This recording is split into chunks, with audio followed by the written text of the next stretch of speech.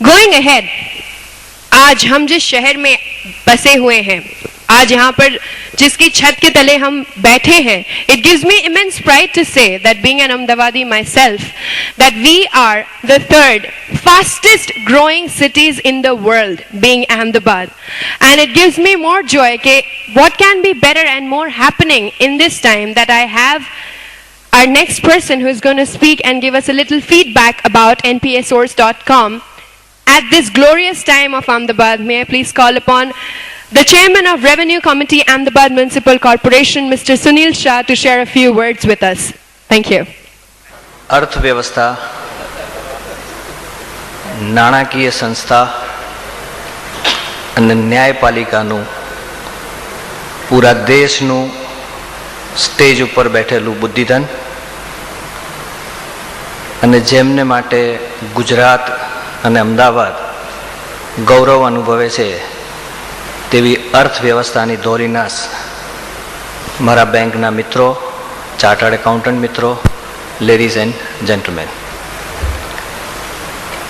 અક્ષય એક પરમ મિત્ર છે અને આ પોર્ટલની ચર્ચા લગભગ 2-1 મહિના પહેલાં જ્યારે કરી અને અઠવાડિયા પહેલાં જ્યારે એમણે મને એમ કહ્યું કે આવું એક ફંક્શન કરી રહ્યા છીએ તો સુનિલભાઈ આપ આવો તો સારું. પણ મને જ્યારે એમણે આમંત્રણ આપ્યું ત્યારે મને ખબર નથી કે મારે શું કરવાનું છે. મને હતું કે સરસ મજાનું જમવાનું છે તો જમી આવીશું જઈને, ગુજરાતી તરીકે તો. પણ મિત્રો ખાસ તો ચિંતાનો વિષય બહુ મોટો એ છે કે જ્યારે અર્થવ્યવસ્થા અને નાણાકીય સંસ્થાના આટલા બધા મિત્રો ભેગા થયા હોઈએ અને તે પછી પણ આપણે ચર્ચા એનપીએની કરવી પડે તે જ એક સૌથી મોટો ચિંતાનો વિષય છે મિત્રો. કારણ કે આપણે બધા આટલા બધા સાક્ષાત લોકો, સક્ષમ લોકો હોઈએ અને છતાં પણ એનપીએ થાય. પણ anyway that's a part of the life, એટલે એનપીએ તો થવાની છે. પણ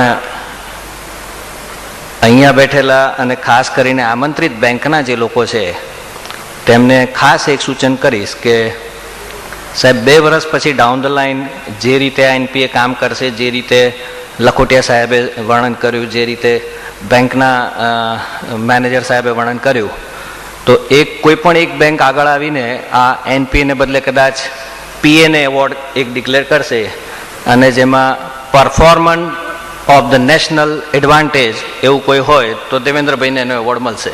હું એવું માનું છું. મને એક વેલ વિશર તરીકે બોલવાનું કહ્યું છે તો હું એક સરકાર તરફથી ખાસ તો અથવા તો એક સરકારના ભાગરૂપે આને કેવી રીતે જોવું જોઈએ 2-3 નોંધ આપને કહીશ. મને એમ લાગે છે કે જ્યારે આપણે છાપાની કોઈ જાહેરાત જોઈને કામ કરીએ તો ઘણી બધી ગૂંચ એમાં આવે અને ઘણા બધા મીડિયેટર્સ આવે. તો ટ્રાન્સપરન્સીનું એક લેવલ ખૂબ હાઈએસ્ટ ઓર્ડરનું કદાચ આ npasource.com મળે. એનાથી વિશેષ એક એફિશિયન્સી કદાચ બેંકવાળાને જાહેરાત આપીને પછી કોઈ કસ્ટમરને બોલાવીને પછી એનો પૂરેપૂરો વહીવટ કરવો પડે, એના બદલે એનપીએ સોર્સ થકી જો આપણે કામ કરી શકીએ તો ટ્રાન્સપરન્સી અને ત્યારબાદ એફિશિયન્સી, આ 2 વસ્તુ, અને આ 2 વસ્તુ જો આપણે આના થકી કરી શકીએ તો એક ત્રીજું બહુ જ મોટો અવગુણ આપણા સૌનો, તે જે હમણાં જ આપણે 15મી ઓગસ્ટે માનનીય મુખ્યમંત્રીશ્રીએ એમના પ્રવચનમાં કહ્યું કે ગુજરાતમાંથી આપણે ભ્રષ્ટાચાર નાબૂદ કરવો છે. તો હું ખાસ દેવેન્દ્રભાઈને એમ માનું છું કે દેવેન્દ્રભાઈ આપના પોર્ટલ થકી જ્યારે ટ્રાન્સપરન્સી અને એફિશિયન્સી જો આપણે લાવી શકીશું તો વચ્ચેની ઘણી બધી કડીઓ આપણે દૂર કરી શકીશું. અને આપણા સૌનું જે એક આપણે હમણાં જે આપણે નિહાળી રહ્યા છીએ કે ઓગસ્ટ ક્રાંતિ એટલે કે ભાઈ ભ્રષ્ટાચાર દૂર કરવો, તો એનો માટે પણ આ એક ખૂબ મોટું યોગદાન બનશે એવું હું અંગત રીતે માનું છું.